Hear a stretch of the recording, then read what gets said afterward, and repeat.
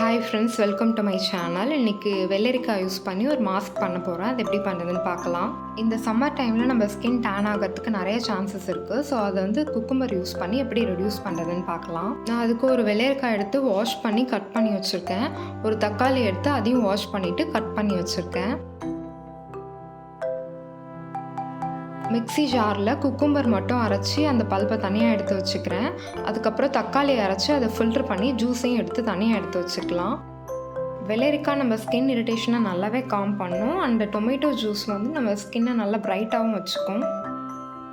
இப்போ ஒரு பவுலில் குக்கும்பர் அரைச்சி அந்த பல்ப்பை ஆட் பண்ணிக்கலாம். தக்காளி ஜூஸையும் ஆட் பண்ணிக்கலாம். அது கூடவே கொஞ்சம் ஹனியும் மிக்ஸ் பண்ணிக்கலாம். ஹனியும் யூஸ் பண்ணும்போது நம்ம ஸ்கின்னை நல்லா மாய்ஸ்சரைசிங்காகவும் வச்சுக்கும்.